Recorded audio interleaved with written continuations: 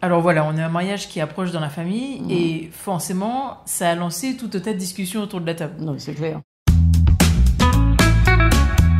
Raphaël est ma fille, elle a 24 ans et depuis quelque temps, elle s'intéresse à ma profession. Elle me pose beaucoup de questions sur la médiation professionnelle, sur les thématiques d'actualité et sur tout ce qui touche à la relation.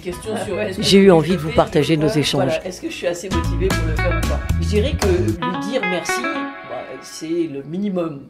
Et dans ces discussions, alors en dehors des divergences sur la forme des rondes de table par exemple, il y avait deux logiques très différentes qui étaient évoquées par différentes personnes.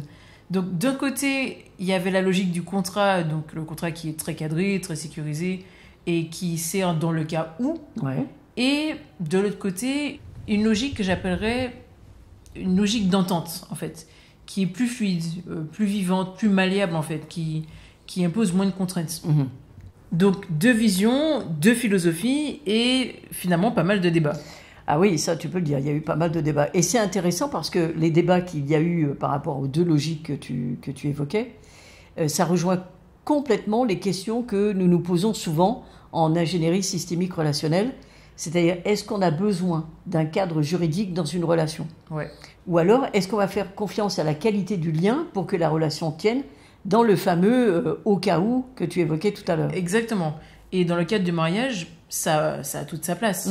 On parle d'engagement, on parle d'amour, bien sûr, mais aussi de gestion de la vie à deux, des projets et parfois d'enfants, de patrimoine, etc. Alors, est-ce qu'on choisit de contractualiser pour justement sécuriser les choses ou est-ce qu'on mise sur une entente évolutive? Ouais. Et je dirais que, tu vois, la logique du contrat, elle ne sort pas de nulle part. D'ailleurs, c'est quelque chose qui est dans notre quotidien. Ça s'inscrit dans une histoire qui est longue, tu vois, depuis les Lumières. Depuis le siècle des Lumières, les penseurs ont cherché à remplacer l'ordre religieux par un cadre juridique que je pourrais peut-être qualifier de rationnel, tu vois, en tout cas le plus rationnel possible. Et le contrat est devenu la nouvelle manière d'organiser les relations humaines. Et évidemment, le mariage en fait partie. Aujourd'hui, encore, ce cadre est très présent. On formalise ce que chacun apporte dans la corbeille du mariage. On prévoit des règles pour protéger chacun. Et en cas de séparation, on prévoit également ce que le contrat va permettre à chacun de récupérer ou de laisser. Enfin, tu vois, en tout cas, les choses sont très cadrées. Donc, comme tu le dis, c'est une logique de sécurité. Et c'est dans le cas où ça tourne mal. Donc, c'est une manière de prévenir le risque pour chacun de se faire déposséder par l'autre ou d'être lésé. Oui, c'est une logique de méfiance anticipée, en fait. On ne parle pas forcément du pire, mais on le prévoit. On encadre pour ne pas avoir à improviser quand la situation se complique. Enfin, si la situation se complique. Et dans cette logique-là, on considère que la séparation est un conflit potentiel qu'il faut juridiquement anticiper. Et ça, c'est très typique du paradigme du contrat social. On part du principe que les relations humaines sont instables et qu'elles peuvent dégénérer. Et que les personnes ne vont pas savoir faire et qu'il va falloir en référer à quelqu'un qui va décider à leur place. C'est ça. Et donc, on encadre dès le départ. Et ça rejoint exactement ce que disait Hobbes, la fameuse idée que l'homme est un loup pour l'homme. Donc, on pose des règles pour pouvoir en contenir le chaos. Mais on pourrait avoir un autre point de vue sur le sujet et se dire que la contractualisation, c'est pas toujours une marque de méfiance. C'est parfois une forme de responsabilité. En tout cas, c'est souvent présenté comme ça. Une manière de reconnaître que je ne sais pas de quoi demain va être fait et qu'il vaut peut-être mieux poser les choses tant que nous nous entendons bien. Tu vois, c'est une manière d'anticiper les aléas sans attendre que les tensions imposent leurs règles à notre place. En tout cas, dans le cas du mariage, le contrat permet de savoir ce qu'on met dans la corbeille et on sait déjà comment on s'en sépare si nécessaire. Et en cas de conflit, on peut toujours faire appel au droit parce que c'est une relation qui est structurée sur une base claire. On a des obligations, donc des devoirs, et il y a un arbitrage qui est possible devant un juge. Tout ça, c'est le modèle du contrat social à l'échelle du couple. Mais en même temps, il faut bien voir que ce contrat ne dit rien de la qualité du lien. Il protège, mais il ne relie pas. Tu vois, il protège les personnes individuellement. Il fixe des droits, mais il ne crée pas de dynamique. Et dans un couple, ce qui fait tenir, c'est pas le contrat, évidemment. C'est la motivation, c'est l'envie d'être ensemble, C'est le projet, c'est le fait de construire, c'est le fait de s'ajuster. C'est l'entente vraiment au sens fort, cette volonté partagée d'entrer en relation, de se comprendre et puis d'avancer ensemble. Et c'est peut-être ça le vrai point de bascule. Ouais. Parce que dans la logique du contrat, on part du principe que s'il y a un conflit, il faut du droit. Ouais.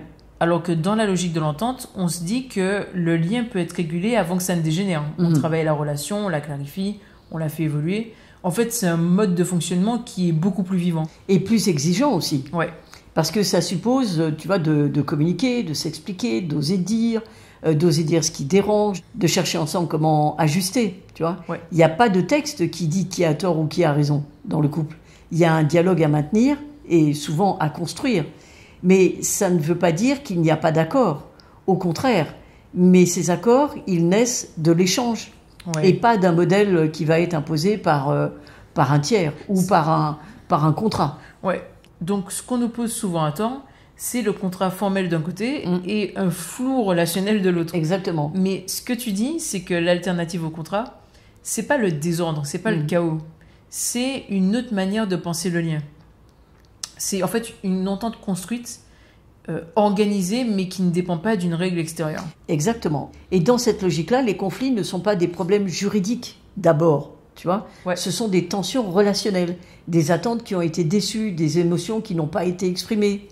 Et évidemment, si les personnes travaillent là-dessus, accompagnées par un tiers, par un médiateur, ben, la plupart du temps, elles n'ont pas besoin d'activer le cadre juridique. Et on constate que ça change complètement la manière d'aborder le mariage. Et toute relation, oui, c'est clair. Parce qu'on ne se marie pas pour être protégé par un cadre. On se marie parce qu'on veut bâtir une relation. Ouais. Et le droit peut accompagner, mais il ne peut pas remplacer cette construction. C'est clair. L'accord, s'il existe, il doit être le fruit d'une entente préalable. Voilà, et cet accord, il peut évoluer. C'est-à-dire que ce n'est pas un contrat figé une fois pour toutes. Ouais. C'est un cadre que les personnes, les mariés peuvent revisiter, ajuster au fil du temps, je dirais, tant qu'ils restent dans la volonté de vivre ensemble. C'est ça. Ça va être ça, la force de l'accord. Il est vivant parce qu'il repose sur une relation qui est vivante.